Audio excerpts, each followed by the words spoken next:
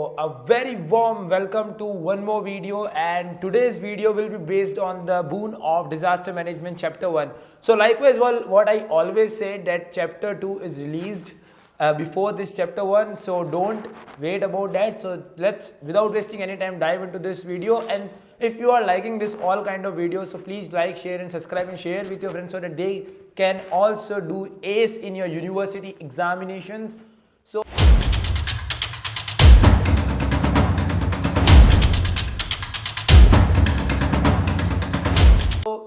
talking about much more things today and better thing in detail, like what is disaster management and talking about its subfield. So without wasting any time, let's dive into what is disaster management. First of all, this video is more often a very discussion like a video where you will just we will just discuss about disaster management and things like that, rather than talking about so much in technicalities term. Let's first understand what is a disaster. Like if I ask you, to be honest, like what is a disaster? So for you it can be getting caught by doing a cheating during your examination. No, that's not a disaster. Talking about your mom caught you with your girlfriend, it's also not your disaster. So what the disaster is and how this thing gonna work. So talking about a case, you have just seen that in the places of Badrinath and Kedarnath, there are a massive kind of floods which are coming, which were there in previous years, and you can also notice that the overflow of Ganga, which killed many people, right? Talking about the things which happened in the massacre which happened in Kashmir was also very dangerous. The landslides which happen, the hurricanes, cyclones, these all come under the disaster. But disaster can be the things like, suppose a building is caught some kind of fire due to the mismanagement by the personalities or people who are there in the building. Also, if I talk about a bit detail, there was an explosion in the gas factory which was because of some official who are working there. So what is happening here, like if we understand this, there are two categories of disaster in which we can just categorize this thing. The first category is termed as a man-made disaster, and second is the natural disaster which happened. Talking about the man-made disaster, these are the actually disaster which happened due to some kind of faulty practices done by men, or some kind of mistakes which were committed by personality or people of this world. So this kind of disasters are categorized under the man-made. But when we talk about the disasters which are properly through the nature calamities or through the effect of the nature and its atmosphere, this all happened and then that all are considered under the natural disasters, right? So talking about disaster in bit detail again, so there are many places every year who experiences both man-made and natural disaster. So this video will be completely focusing on the basics of disaster management, and after the completion of this video you can go and watch the part 2 of it, where we have discussed detail in hard water softening and that all side of things. So when we talk about the disaster management, so it becomes very important to study disaster management as a person and as a human. We should know, like at the time of disaster, what we should do and how we can save our life as well, or the life of the people who are around you. So this all knowledge will be inculcating in this video, and let's understand it now in bit detail. So without wasting any time, let's go and let's study the basics of disaster management. So as you can see, talking about the introduction, so many people don't know the actual definition of disaster management, and that actually creates a very sort of problematic situation. Like when we talk about the disaster management, first we should understand about what disaster is. So talking about that thing, if we talk about what disaster is, so we can understand disaster as any incident which happened due to the effect of man or due to nature, which causes loss of lives, and it is actually a sudden incident or accident which happens due to some kind of conditions, right? So this is actually what a disaster if we talk in a layman terms.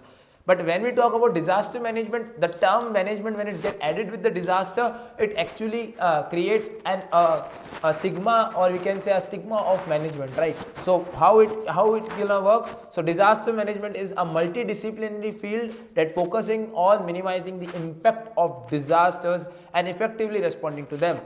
Talking about much thing in detail, it encompasses various stages which include mitigation, preparedness, response and recovery. Talking about the bit detail about that, so talking about the first point which we have just discussed right now, like disaster management is a multidisciplinary field that focus on minimizing the impact of disaster. So what we are doing here, we are trying to minimize the effect of disaster.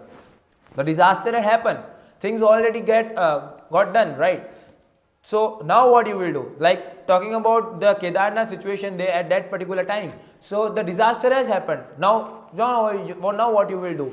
You can't say like I am in a disaster, now it just completed, okay, I am just going home. You can't say like this. So what you will do? So at that particular time, the steps which you will take to just minimize the effects of it, or in the terms of recovery, that particular steps will come under the disaster management concepts, right? So talking about it, like we are seeing that it includes various stages like mitigation, preparedness. Preparedness actually is before the disaster has happened. Like when we talk about the disaster management, right? The pre-management before the disaster, like before the disaster has actually happened, what management you have done? Like when we talk about the striking of a thunder, so at particular time the earth wire was there at all the buildings so that we can prevent that striking of thunder effect on our home, right? So this all termed under the preparedness. When we talk about the response, so after the disaster has happened, what you will do, or what will you call in that particular situation. So that particular thing will be studied under the response. And when you talk about the recovery, like after the disaster has happened and all sort of things are done, the things are going well again. So now at that particular time, how you will take a response over that, or how you will just help in recovery. Like when you talk about the Kedarnath, the situation got actually very bad there. We know that the buildings were falling and all kind of things are happening there. So after that all disaster, what you will do? Like you will go there for the reconstructions. While you are just preventing after the disaster, you will bring some kind of special schemes to prevent that. You will give money to the people, like what things you will be doing there, right? So that particular thing which we are just seeing here, which will be coming under the response of the disaster, like after the particular situation which has already been happened, after that what you will do, what will be your call, that will be becoming a very important case in the disaster. So we have talked about the mitigation, preparedness, we have talked about the response and the recovery. So these four pillars are the important when we talk about the disaster management. So always try to learn these four, because this becomes very important when we talk about the case of disaster management. Okay, so importance of disaster management. So first of all, the main importance is the risk reduction. So when we talk about the disaster management, if we manage a particular thing before that already been happened, so that actually reduces our risks, right? Like if I say, like when you talk about the preparedness of the disaster, it is actually coming from there only.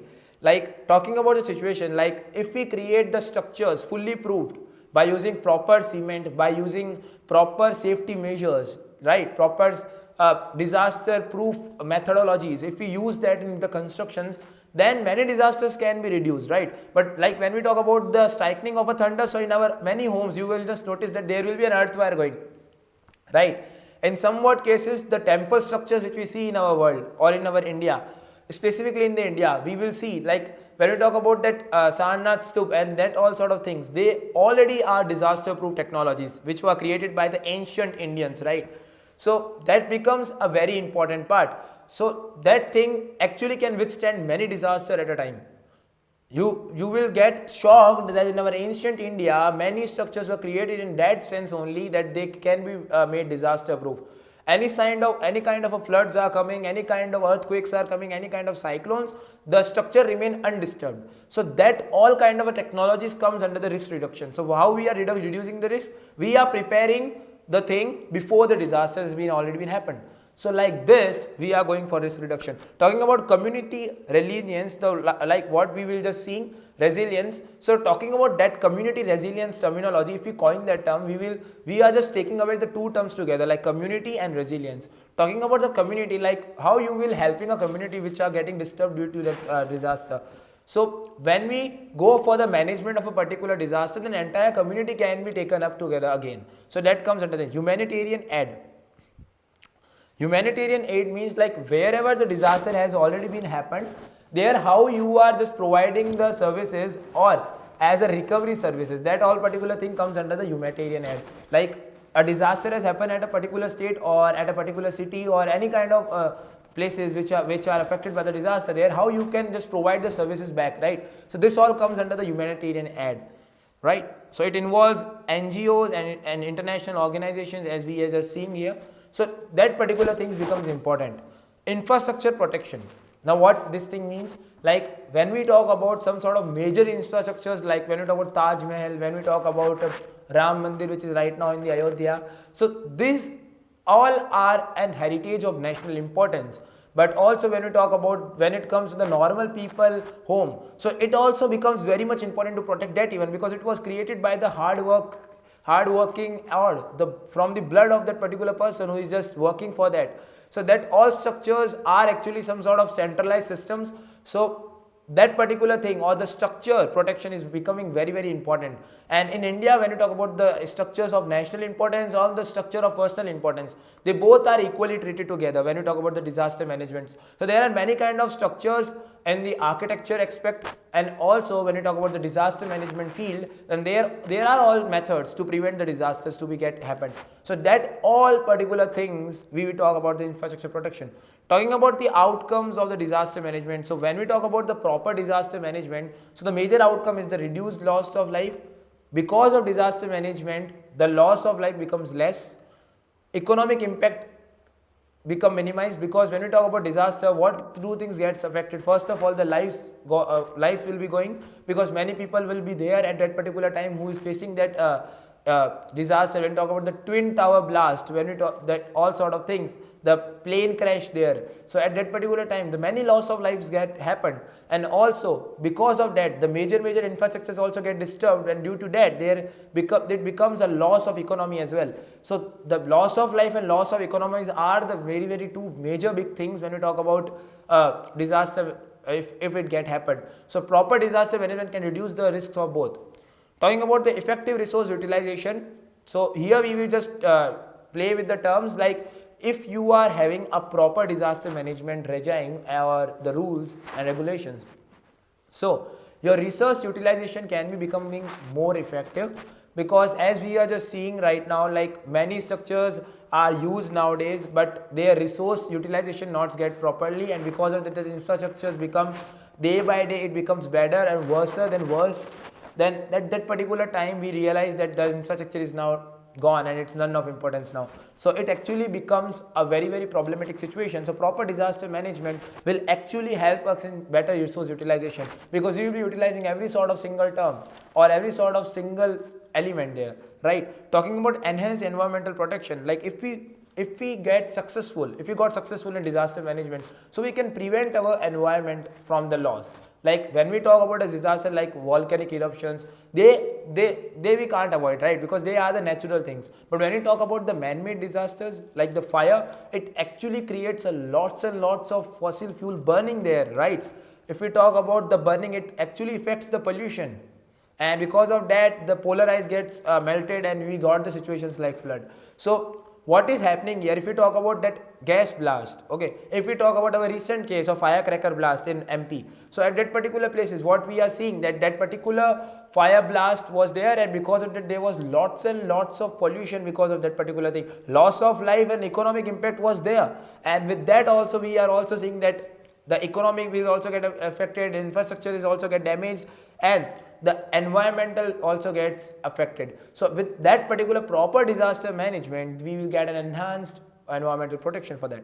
When we talk about the types of disaster this time, so there are the two major types that we have just seen, but there is one more type which is complex emergencies. But first we will discuss about two. So as we have discussed about natural and man-made, okay, there are all basics which are mentioned here, like if you talk about industrial accidents, nuclear accidents, they all come under the man-made, which are result from the human activities and technology failures.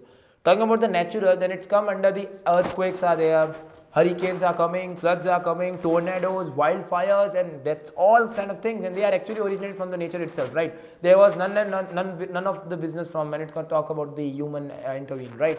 So that particular stuffs are coming over there. But when you talk about the complex emergencies, then they are actually the situations like war-like situations, like the Ukraine-Russia we have just encountered last year. When you talk about the situations like civil war, when you talk about the Cold War situation, so at that particular time, that complex emergencies, because of that, if any kind of things got happened, then it's termed under the complex emergencies. Like if we talk about our ancient Indian history, Mahabharata and Ramayana, at that particular time the things got happened, we will be categorized under the complex emergencies, right? So like this, the disaster management becomes very, very important in the aspects. So talking about now the next terminology, which is the safe water supply system. So first of all, if we talk about a bit detail over that, like why do we need a safe water supply system first of all, and next thing is what are the key components. So these were the two cases which were asked normally, and if we don't if we take it in a very, very easy way, so safe water supply systems becomes very much important in our daily lives as well, because water becomes a crucial life. Your 70% body is actually made up of water, and if proper water intake will actually help us in the better recovery and stamina boost. So a safe water supply system becomes very, very important in the life of a particular person, because it actually affects your body, your mind, and also it also affects your lifestyles, right? So a safe water supply system actually refers to the infrastructures or the processes that measures put in places to ensure to provide clean, uncontaminated water from various primarily for drinking and domestic purposes. So we are seeing that what are the guarantees which were provided by the safe water supply system. Like over the places, what we are getting a proper we can say that uncontaminated and clean water system. It was the first priority of this kind of systems, and this kind of infrastructure actually help us in our nation building a lot, right? Talking about its key components and considerations, so it includes first of all the water source protection. Like when we talk about the water source protection, like we see nowadays that many people are damaging the rivers, many people are damaging the tube wells where we get the clean water for drinking purposes, and we all know that only 20 to we can say 15% water is remaining on this earth which we can consume, right? So at that particular facts and figure, we are actually coming out to the situation where we will not get even a clean water to drink, right? So to actually create a good timeline between them, we are just trying to provide some kind of a security measures for that, so that we can ensure a proper clean water that we can conserve. And if it consume the proper clean water, uncontaminated water, free from all kind of the chemicals and all kind of problematic bacteria, so that particular water will actually improve your lifestyle a lot, right? So this thing we can say, like if we talk about the water supply management, then eventually the water source or the lakes, river from which the water is coming will also get protected, right? Talking about the water treatment, so when we talk about the proper water supply system, so water supply system will become inefficient if we will not treat it. Like not every water is readily available for drinking, okay? So we will have to do some kind of treatment over that, so that we can remove all kind of problematic bacteria, we can remove all kind of situation or problems from that particular water. So this thing can be encountered with the proper water treatment facilities. So it involves the things like chlorinations, sedimentation, and all kind of things, filtrations are there, then proper channels, through proper channels it get distributed to your home, so that all come under the water treatment. Now the things which I say that it distributed is termed under the distribution network. Now when we have protected this water particular storage from which the water is coming or the water sources, second thing which we have discussed is actually the water treatment, and after the treatment now we have to deliver that water to the homes of the people. So that particular thing will be done by using a proper distribution channel or the network through that. So after the filtration house, that water will actually go to the distribution network at your home, where you will just consume it. Now to ensure that the water is coming pure, government has also released some kind of water quality measures or monitoring policies. So without water quality check, which was our next point, we can't say that the water is good or bad. Like when we talk about water management or monitoring techniques, so we always measure the things like turbidity, we also measure the things like the chlorine amount in it, we measure the things like the pH values of the water, so that all particular things will be measured if we talk about the proper water quality monitoring system, right? So that thing become very much important in our case. So talking about next thing is infrastructure maintenance. So when we talk about proper water supply system, so this thing will be completely managed under one roof or infrastructures. So infrastructure maintenance also becomes a very important thing. Talking about emergency preparedness, like in case of any emergency get happen, like suppose a huge amount of impurity came or any kind of emergency can come, right? So if we talk about some emergencies are like suppose a natural disaster came, like if we talk about the water flow, it was in a very, very fast way at that particular water source. If we talk about the floods over the dams, or situations like that happen due to some kind of a human-made disasters or the man-made disaster or the natural disasters. So at that particular time, how your water supply system will actually deal with it. So it becomes very much important. Community education and engagement, like many people don't know about how that water management system works, and because of that many people get equally problematic situations. Like if you talk about proper management sort of things, the people don't know about proper water quality and monitoring systems, and because of that what happens, they consume bad water in some cases, and that particular time it can lead to many kinds of diseases in a person's, right? So what a water quality check should known or should be learned by any sort of personality who's living in India or in the world, so that water becomes a very crucial part in all your life. Like we breathe, water is becoming very much important. So we should know like how we can check that water is actually right to drink, like what kind of water or the measures should be followed if we are focusing on drinking water, so that we can identify whether this water is edible for me or not, right? So that all particular things will be learned by a particular community, and if a community will not take the charge, then what is going to happen, we will consume the bad water and actually fall into a disease, and we already know the life expectancy is reducing day by day. Regulatory compliances. So particular water source management should follow the regulatory compliances of particular state, particular country, or the international regularities. They all should be followed. So importance, public health is important when you talk about the safe water supply system. That was the first thing.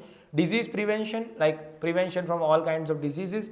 Nutrition and hydration, because if we will get a proper water supply system, then eventually the water quality will also be gonna best, and when we talk about the best water quality, then health related issue, the nutrition problem will also get solved, because water gives you more than just completing your thirst, right? So it gives many sort of things to you, and in fact of that we all know that tube well water also gives you many kind of minerals with it, right?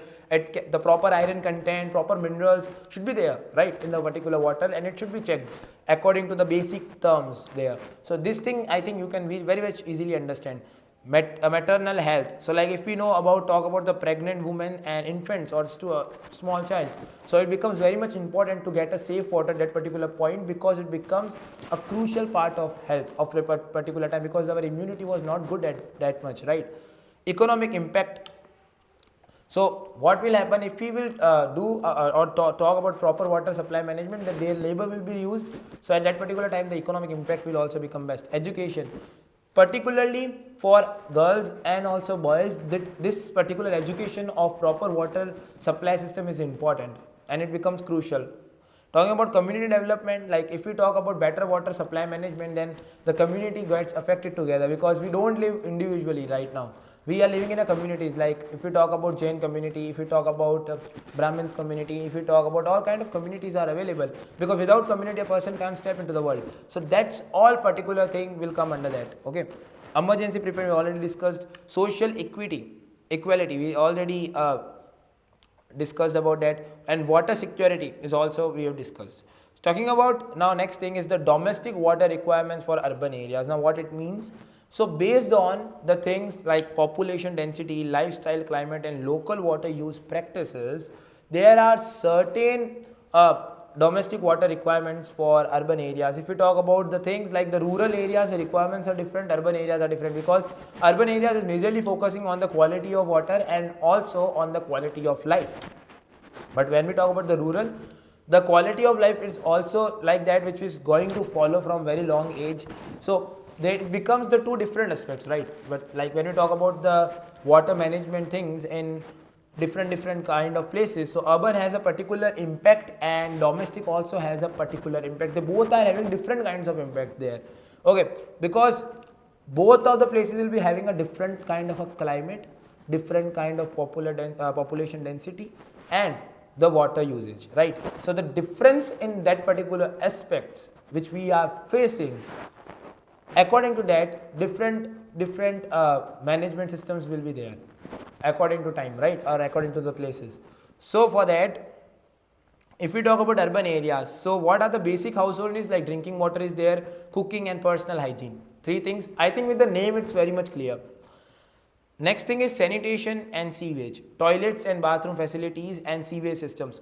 We all know, like Actually, sewage is the root cause of many problems. So proper sewage management policies and systems will be developed in the urban areas so that we can prevent any kind of that sewage activities or the problematic situations which can happen due to bad sewage practices, right? Talking about toilets and bathroom facilities, and government is also focusing very much on these facilities, not only in the urban, now in rural areas also. Outdoor water usage is for gardening, car washing, commercial needs are the business, industries. We all know about these aspects. So if that's why I'm going very much fast over that, because I know that these things you can understand. Climatic variations, where there are many different seasons, and according to that water needs gets different. Like when you talk about the winter, then hot water needs, or when we talk about the places like summer, then proper cold water. Like these things gonna happen. Water conservation measures, like when we talk about the water saving practices like rainwater harvestings and things like terrace or rooftop rainwater harvesting. There are many different kinds of harvesting techniques. Tube well technique is there, so that we can measure, or we can just equalize the groundwater and surface water management, infrastructure and distribution network, water supply network, water storage. So these all are things that are related to the water in the urban areas. Water quality monitoring, talking about the regular testing of the water by seeing the health and safety standards, talking about the treatment facilities as well. So water becomes very much important in the life of urban people. Talking population growth, so when you talk about the land use planning, so there also the water infrastructure planning becomes very much important. Antiseptic growth, like if urban areas are more likely to be going towards the growth only. So talking about the future population growth, the urban plan of water supply management should be equalized or should be equally treated for the importance. Community education, water conservation programs should be efficient, because when you talk about the youth which is coming right now, so in the particular scenario of better education, or when we talk about the podcast, the education related to the basic stuffs like water, disasters, when you talk about the things like proper fire and safety measures, they should be taught to the students in the colleges and school, because today the youth is learning many things from the social networks and all kind of stuffs. So it becomes very much important for that, so that the basic things also get covered. Okay, so if we talk about the water, then water is an important aspect of our life. Not only the water, air is also an important aspect of our life. So at that particular time period when the student is getting growing age, so at that particular time, these all kind of functionalities or education programs should be taught to the students right in the schools and colleges, so that they can understand the basics of it, right? When we talk about the domestic water requirements of rural areas, so here also drinking water, cooking, personal hygiene remain the same. Toilet and bathroom facilities remain the same. The septic systems, using a proper sewage systems for rural settings, because rural settings are not that much advanced like urban, like there are not big infrastructures which are developed over there. So at that particular area, how you can manage the sewage plan, right? So that becomes equally important. Talking about the agriculture, because when we talk about the country like India, so India, the majority population of India lives in the rural areas, and they all are indulged in some kind of agriculture practices in it. So proper agriculture water use should be studied, like livestock management, like providing water to the animal for the irrigation purposes, supporting small scale irrigation should be proper. Community water sources like communication wells, like when you talk about the community walls, so they are actually the we can say that bare holes, wells, like you can just take an example of when you talk about proper pit hole in which the water is there, like these kind of stuffs or infrastructures. If we talk about, to be more precise, I am talking about the tube well, right? Hand pumps, like in many rural areas you will see that the hand pump systems are there, like different hand pumps are utilized for the water treatment, talking about for water consumption and water access. So we all know that these things we have seen in the village. When you talk about the things like this, now just imagine of a scenario when you are just living in a village and what you are seeing, because in your life you have encountered one village tour in your life, right? So at that particular village tour, what you noticed about the water practices. So if you talk about the ancient water systems in Harappa and all kind of things, there also the channel and distribution network of water is equally treated in the importance according to the ASI or Archaeological Survey of India. So at that particular step, like we are studying like many infrastructures which are developed in Patliputra in the south, or in the South India, they are also having a good water management systems. And according, if we talk about the ASI report, then water management system was also a very crucial point at that particular time also, when there are not so much advanced technologies available. Like till now we don't know, like is it there? So if it is there, then it's great. So like this, we are just seeing that these things will get importance over the time. Water harvesting methodology should be there. Drought preparedness, like if we village actually experience droughts regularly due to some kind of things, or according to their localities or the consumption of the crops, all kind of different factors gets equally importance when you talk about the drought preparedness. Talking about infrastructure and distribution, so water distribution should be properly kept in mind, very much clear, because without water distribution network you can't go anywhere, right?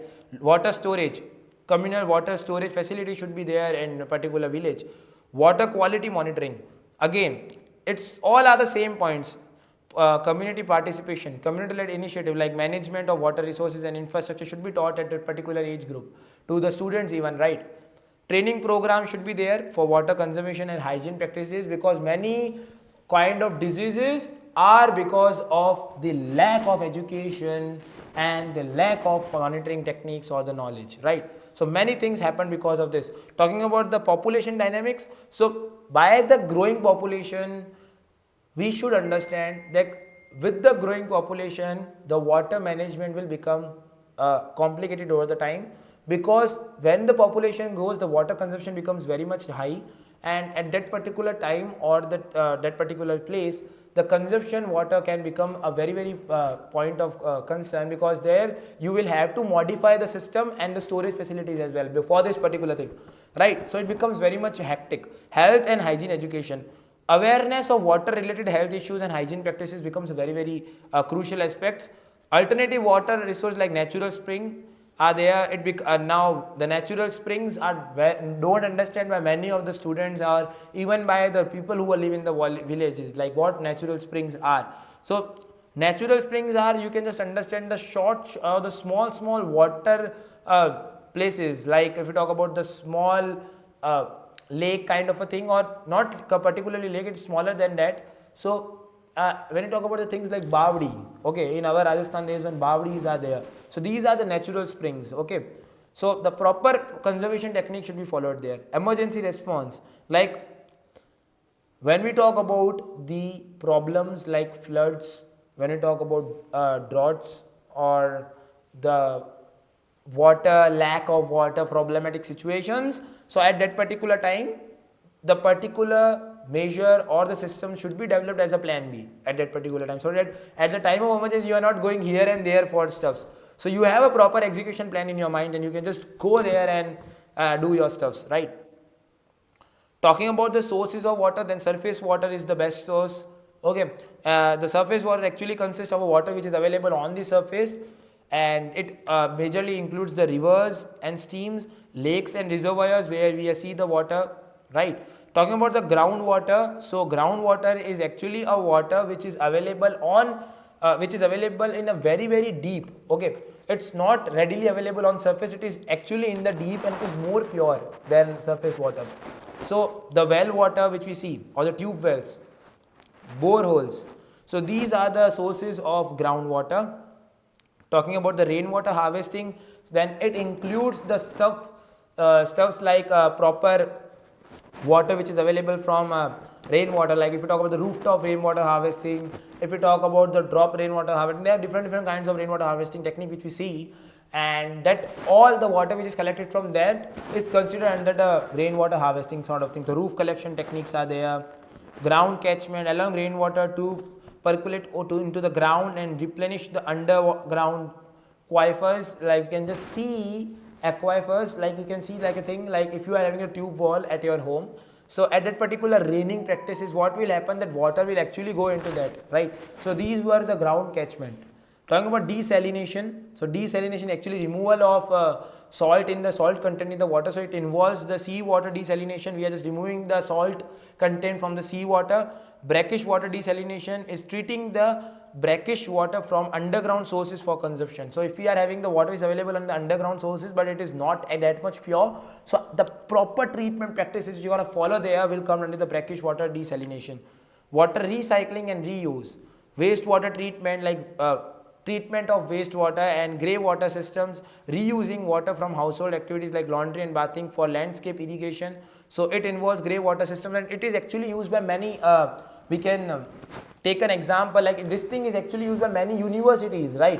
When we talk about the systems like water distribution systems, so that particular systems are actually used in many industries. Like you are just utilizing the water which is related to your laundry and bathing because it's not that much impure, it's just having the chemical impurities.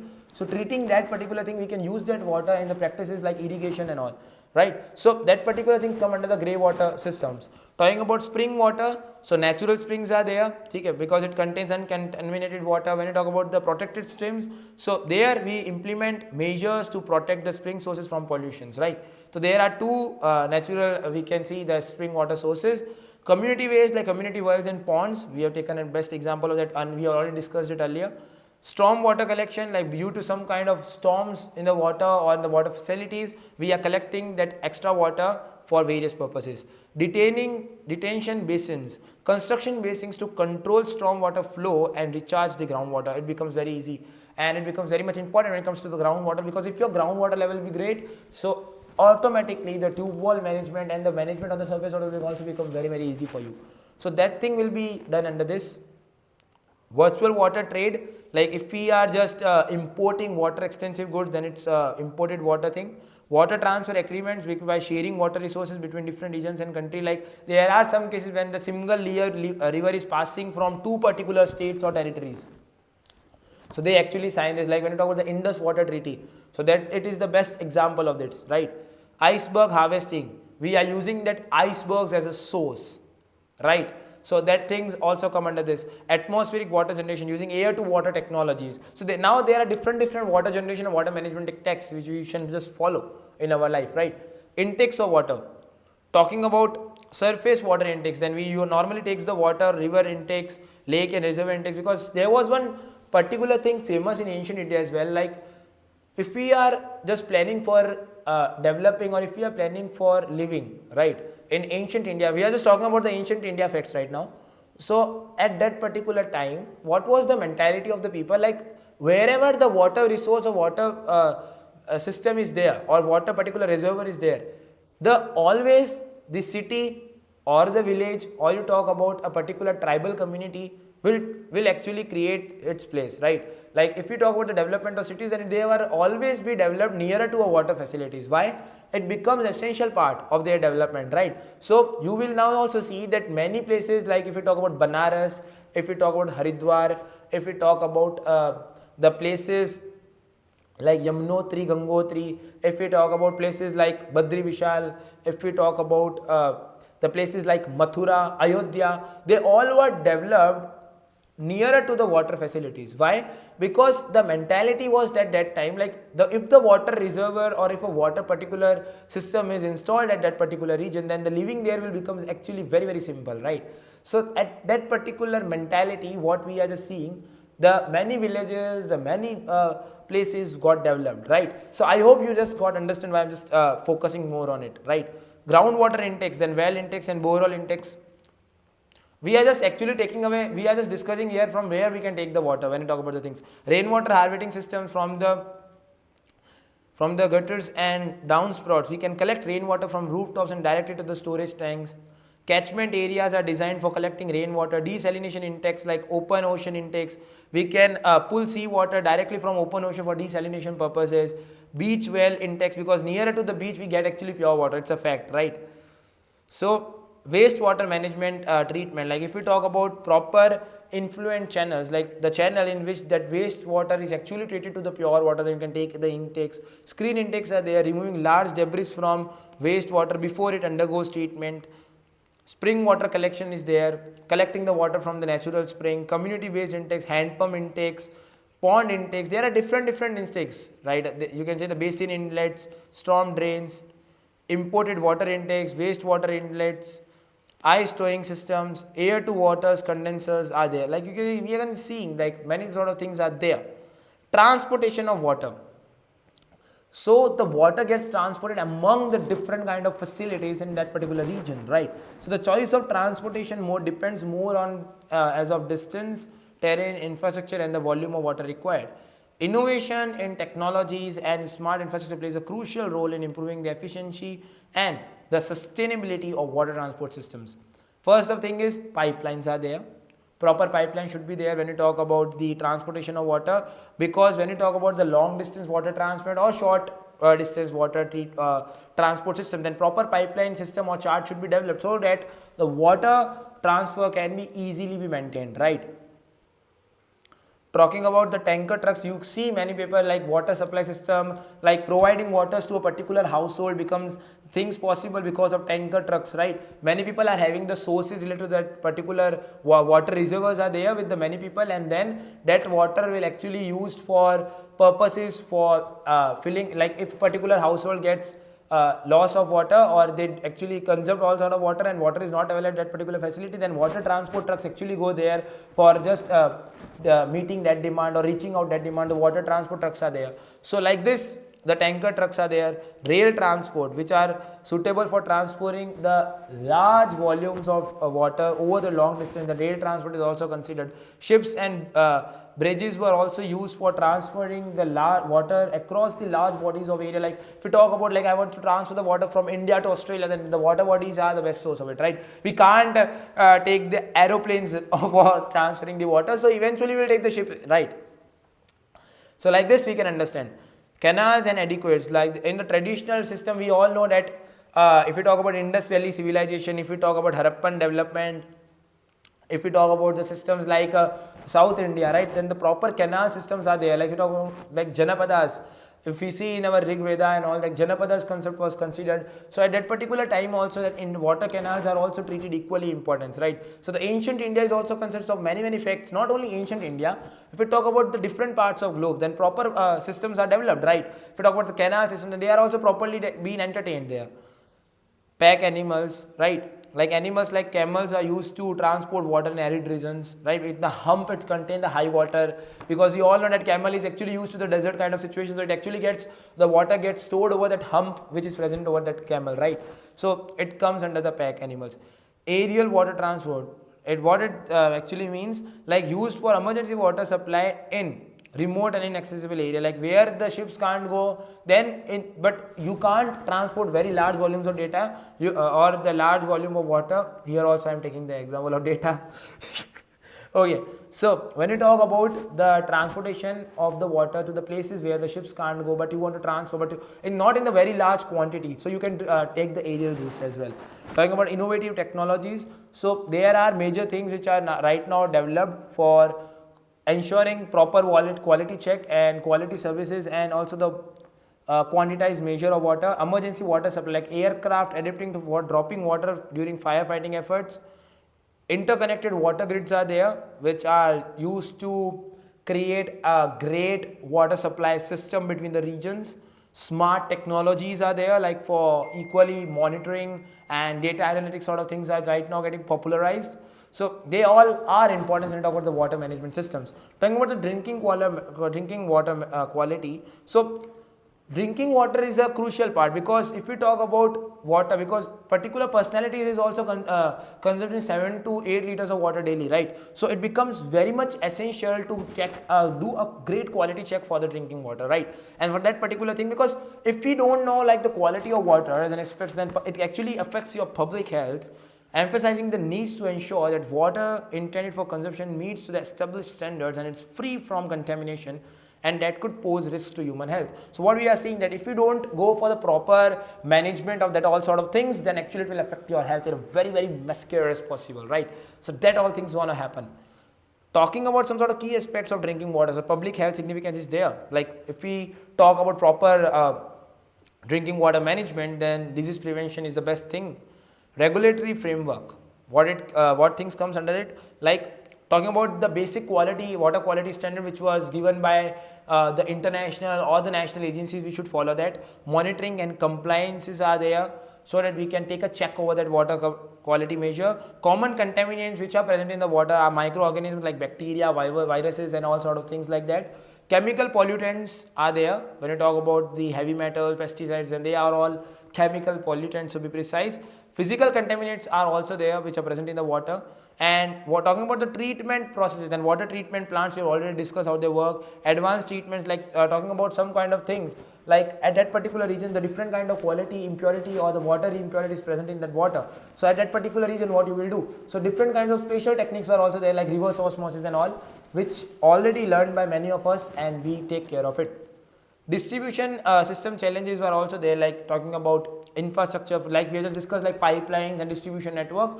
These all things will come here, like cross contamination, interaction between different pipes and sewage facility. It actually creates a very bad impact there, and also the things gonna happen in a bad way.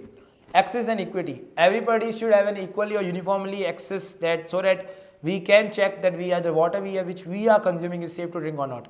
Environmental justice. If we are working on a proper quality check control of water, then environmental justice also becomes a very crucial part, right?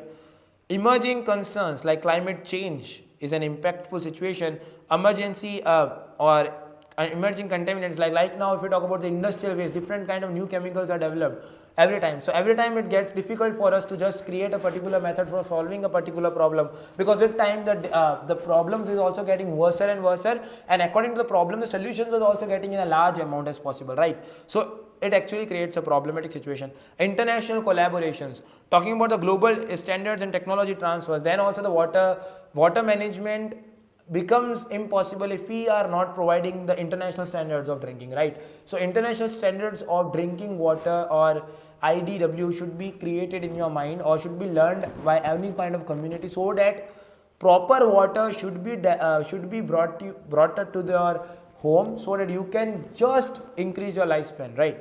And innovative technologies are shared across the border for the quality check and monitoring purposes.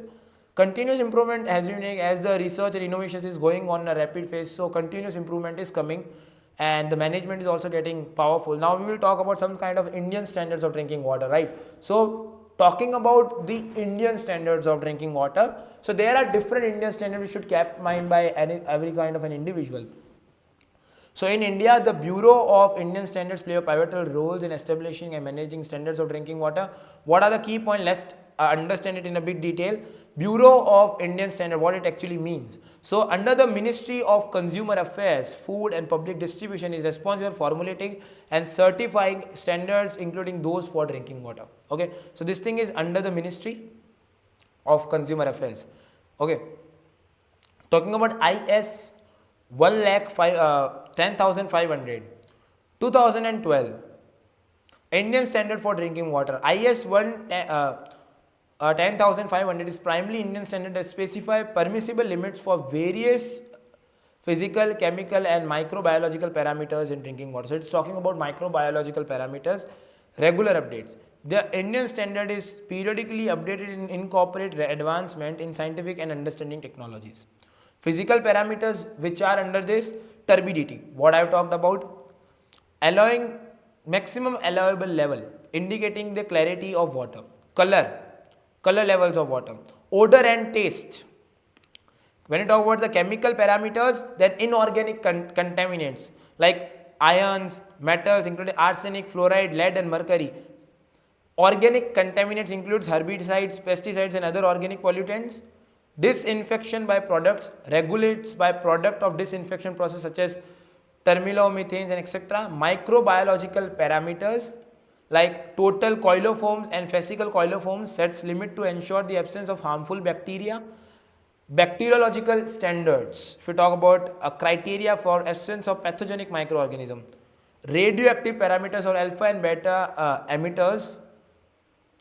Pesticides residues, we have already discussed.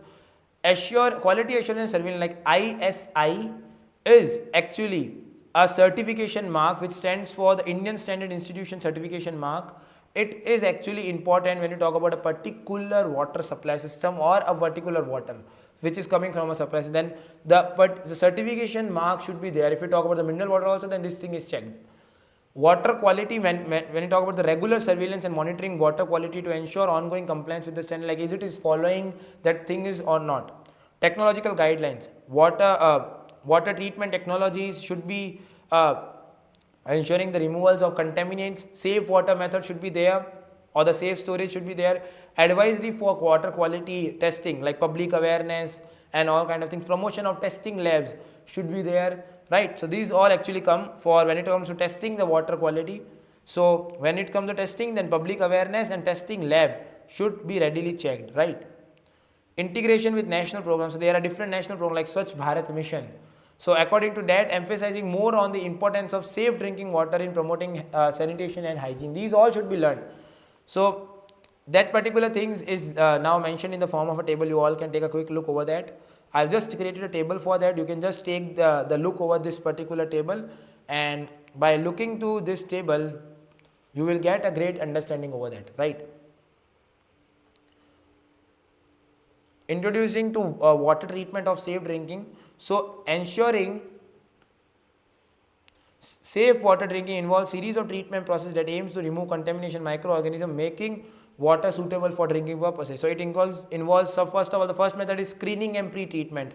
Here we are removing the large debris by using screens and settle tanks. What are the significance? Protects the downstream treatment units from damage and facilitates effective treatment.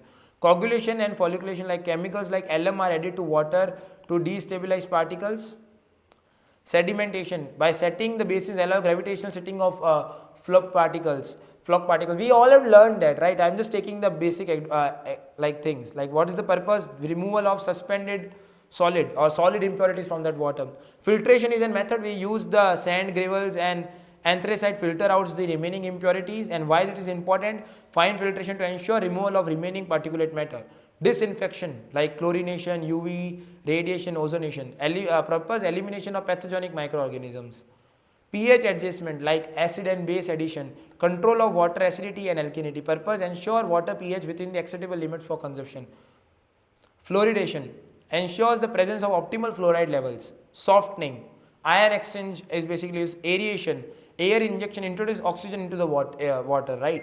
Advanced treatment technologies, reverse or membrane technology for removing ions, particles and organic substances. Ultraviolet treatment indicates microorganism without inactivates the microorganism or just kills away the microorganism without adding chemicals, right? Activated carbon filtration like absorption of organic compounds and improvement of taste and odor. Monitoring and quality controlling, we have already studied that. Public awareness and education, we have already studied that. When we talk about the sanitation, now we will just go a quick shot over the sanitation part. So talking about the sanitation, what that first of all means. So first of all, it's a fundamental aspects of public health, of well-being, encompassing the practices and condition to promote hygiene and prevent diseases and ensure a clean and safe environment. What are its importance? First is disease prevention. Contaminants remove, because proper sanitation will actually prevent you from the disease because it will remove the contaminants. And vector control means proper sanitation reduces the breeding routes for diseases vectors such as mosquitoes and flies. Like if we know, like if we talk about the problems like dengue, malaria, then it all happens because of the vectors or the flies, and they actually get developed in the water or the stagnant water, right? So for that particular reason, proper sanitation is required. Okay, so talking about the reduced morbidity, so improved sanitation actually reduce the prevalence of waterborne and physical oral diseases, right? So it becomes eventually important. Talking about child health, then adequate sanitation practices actually help you to just increase over for the health part. Environmental protection, water quality measure or the water quality check actually saves environment as well, because the contaminants in the water actually affects the environments or the soil, right? So at that particular point, like soil pollution and things like this happen. So proper water and supporting ecosystem should be developed to ensure the quality of drinking water and the supporting ecosystems. So it actually increases your soil health, na? Community well-being. So if we talk about the things like social community, so if the proper sanitation is provided over the particular communal area, then proper society or social equity can be mentioned, right? Community dignity, adequate sanitation facilities uphold human dignity, providing privacy and sense of well-being, because actually water actually improves your quality of living. So proper treatment should be important. Economic impact, it actually affects your productivity. Proper sanitation actually makes you prevention from the sanitary related diseases, healthcare and cost reduction. It actually reduces the burden of healthcare system, education and empowerments like school attendance, women's empowerment should be there. Okay, it actually helps in that. Urban planning and development, urban hygiene should be studied in many colleges nowadays. The urban hygiene become a subject because it actually affects the life in a very great way, because proper hygiene should be maintained by all of the people, because if you will not maintain hygiene, and maximum diseases are actually coming from bad hygiene practices. Infrastructure development should be there, proper infrastructure should be there for maintaining proper sanitation person things. Talking about disaster preparedness, like when it comes to the things like disease control in emergencies. So in disaster-stricken areas, proper sanitation is crucial to prevent outbreak of diseases related to the contaminated water and inadequate wastewater management. Humanitarian relief is like after a particular disaster, how this sanitation facilities can be again created, or how can be made better to just prevent the cause of that effect, right? Global health security. When you talk about the global health security, then disease transmission prevention and pandemic preparedness should be there when you talk about the sanitation. Talking about our last topic, it is the sustainable development goals. Talking about the United Nations have developed the sustainable development goals specifically to address clean water and sanitation, recognizing their interdependence and crucial role in achieving other development goals. Because when you talk about the social development goals, so there are some kind of specific goals which were taken into consideration by United Nations, and all that particular thing, the all kind of solutions are based in the development phase. So like this we can understand. So there also the sixth goal is that water. Sustainable development goal 6 is the water or the sanitation, proper sanitation, and address clean water. Clean water and sanitation is the major goal of our United Nations. So it actually creates a great weight over that of maintaining a proper sanitation. So this video is all about this. So I hope you learned about the chapter 1 in very much detail. Chapter 2 is already uploaded. Just go over that and learn about that. I hope you like this video. So if you like this video, don't forget to share with your friend, because many people are facing problems when it comes to this subject like disaster management, like where they can study. They don't have the actual roadmap of studying, and at the description the notes were also there. Just go there. Both the annotated notes and the normal notes will be provided to you, so that you can take and give your best shot as possible.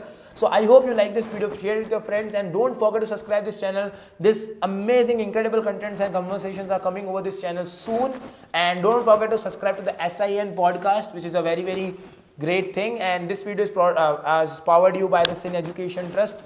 And I hope you learned this video and many things you were just encountered in this journey of this chapter 1. So I hope I will see you in the next coming best videos are coming over this channel. Till then, stay happy, stay safe, and also maintain a proper water and sanitation hygiene. Till then, it's Harshvardhan and signing off for the day.